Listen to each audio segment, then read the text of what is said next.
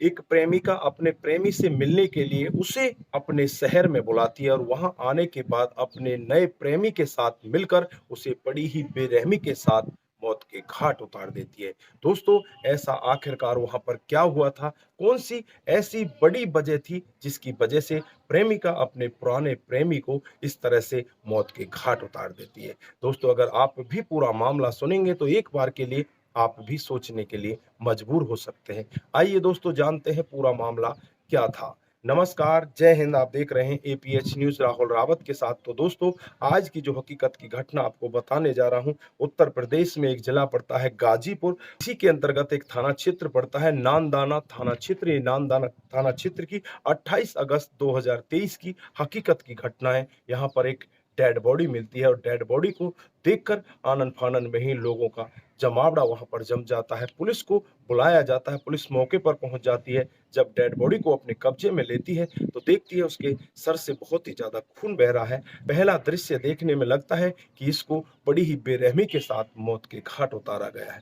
Police उसके कपड़ों की जांच पड़ताल करती है तो उसमें उसके कुछ आधार कार्ड, कुछ डॉक्यूमेंट मिल जाते हैं जिनमें पता चलता है कि ये लड़का मनीष यादव है। इसकी उम्र 26 साल है। अब पुलिस मनीष यादव के घर वालों को खबर करती है। मनीष यादव के घर वाले वहां पर पहुंच जाते हैं और जब मनीष यादव के घर वालों से पूछा जाता है कि इसकी किसी के साथ कोई दुश्मनी, किसी के साथ कोई प्यार या किसी के साथ कोई झगड़ा हुआ हो, कोई ऐसी बात बताओ जिससे कि इसके क्रिमिनल का, इसके कातिल का पता चल सके। उसके बाद घर वाले कहते हैं कि इसकी किसी के साथ कोई दुश्मनी नहीं थी, ये तो मध्य प्रदेश में जॉब करता था और 27 तारीख को इसका हमारे पास फोन आया था। इसने कहा था कि मैं बनारस काम से जा रहा हूं और 28 तारीख को वहां पर पहुंच जाऊंगा। 27 तारीख को रात को हम इसके कई बार फोन करते हैं लेकिन इसका फोन नहीं मिल पाता और 28 तारीख को हमें ये सूचना मिलती है। हमें कुछ भी इसके बारे में नहीं पता। उसके बाद पुलिस अपनी इंटरनल जांच पड़ताल में लग जाती है। आसपास के लोगों से जांच पड़ताल की जाती है तो एक नाम निकल कर आता है। लड़के का अफेयर आज से 5 साल पहले से एक लड़की के साथ चल रहा था जिसका नाम मीनू होता है। लेकिन उसके बाद इसकी शादी हो जाती है और मीनू कहीं अपना दूसरा रास्ता देख लेती है। जब पुलिस मीनू का नाम सुनती है, एक बार के लिए मीनू के ऊपर शक करने लगती है। लेकिन पुलिस को फिर ऐसा लगता है कि ऐसा शायद मीनू ने नहीं किया होगा क्योंकि इस लड़के की शादी हो चुकी है। लेकिन फिर जब मीनू के मोबाइल की लोकेशन जांची जाती है, इधर मनीष के लोकेशन जांची जाती है, तो दोनों की 28 तारीख की सेम ही लोकेशन मिलती है। अब तुरंत ही बिना कुछ देरी किए हुए मीनू के पास पुलिस पहुंचती है। मीनू जो होती है वो मोहम्मदाबाद थाना क्षेत्र के बिजलपुर की रहने वाली होती है। पुलिस उसके घर का रुख करती है और वहां जाकर मीनू को गिरफ्तार कर लेती है। मीनू यहाँ पर अपना जुर्म तो कबूल कर लेती है, साथ में एक और नाम बताती है।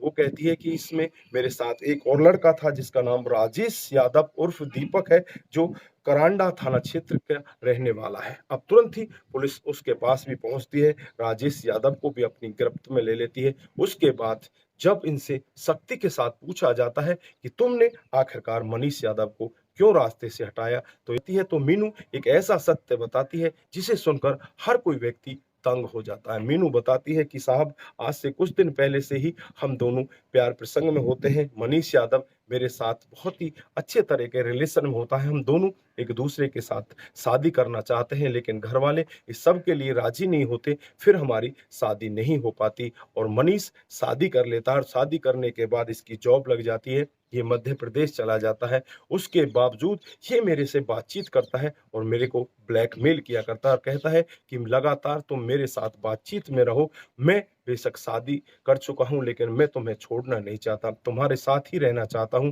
वो शादीशुदा हो जाता है। मैं बहुत ज्यादा परेशान हो जाती हूँ। मैं इससे छुटकारा पाना चाहती थी लेकिन ये मुझे छोड़ता ही नहीं। कभी तो फोन पर ब्लैकमेल करता, कभी किसी तरह से मुझे ब्लैकमेल किया करता। मैं इसी तरह से इसको सहन करती आ रही थी। लेकिन 27 अगस्त को ये मेरे पास फोन करता है और मैं इससे कहती हूँ कि तू मेरे से मिलने के लिए बनारस आ जा और जैसे ही तू बनारस आएगा हम दोनों दोबारा से मिलने जुलने लगेंगे।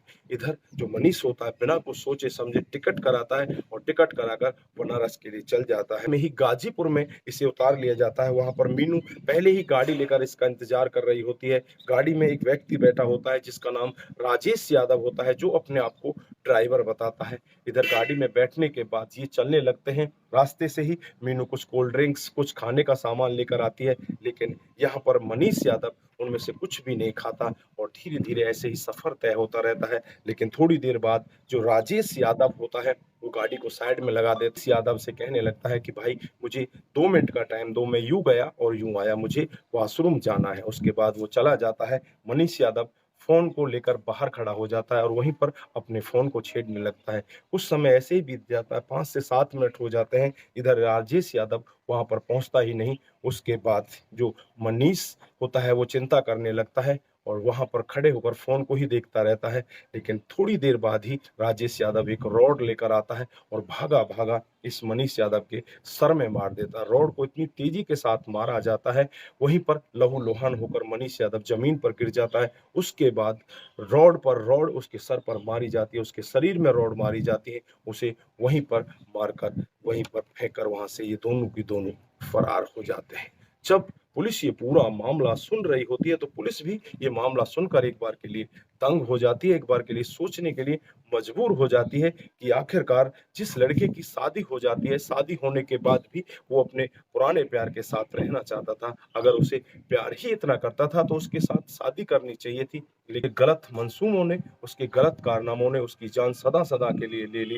दोस्तों, इस घटनाक्रम पर आप क्या बोलना चाहते हैं? क्या तो इस घटनाक्रम को सुनाने का उद्देश्य सिर्फ़ आपको जागरूक करना है, आपको बताना है कि हमारे समाज में इस तरह की घटनाएँ भी हो रही हैं।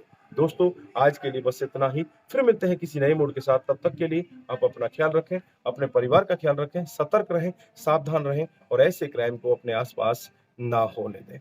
नमस्कार, जय हिंद,